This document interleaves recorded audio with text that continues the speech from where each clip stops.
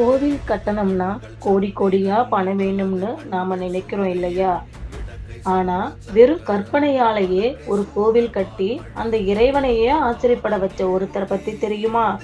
அவர்தான் பூசலார் நாயனார். பூசலாருக்கு சிவபெருமான் மேல அம்புட்டு பக்திங்க. ஒரு பெரிய கோவில் கட்டணும்னு ஆசைப்படுறாரு. ஆனா அவர்கிட்ட ஒரு ரூபா கூட இல்ல. ஊர்ல யாருமே உதவி செய்யல. சரின்னு மனுஷன் என்ன பண்ணாரு தெரியுமா? கண்ணை மூடி தியானத்துல உட்கார்ந்துட்டாரு.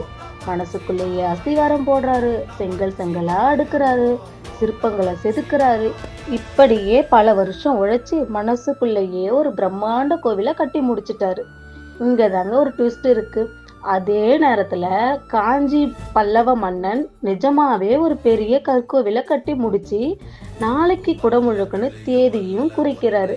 ஆனா அன்னைக்கு நைட்டு இறைவன் அரசன் கனவுல வந்து, மன்னா, நாளைக்கு உன்னோட கோவிலுக்கு என்னால வர முடியாது. என்னோட பக்தன் பூசலார் ஒரு கோவிலை கட்டியிருக்கான். அங்க நான் போறேன் அப்படின்னு சொல்லிட்டாரு. அரசன் பதறி போய் அந்த ஊருக்கு ஓடி வரான். அந்த ஊரு பேரு திருநின்ற ஊர். அங்க பார்த்தா வெறும் மரத்தடி தாங்க இருக்கு. அப்புறம்தான் உலகத்துக்கே தெரிஞ்சுது பூசலார் கட்டியது கல்கோவில் அல்ல, அன்பு கோவில்னு. சோ நம்ம கிட்ட வசதி இருக்கோ இல்லையோ, அன்பு இருந்தா போதும், அந்த இறைவனையே நம்ம தேடி வருவாருங்க.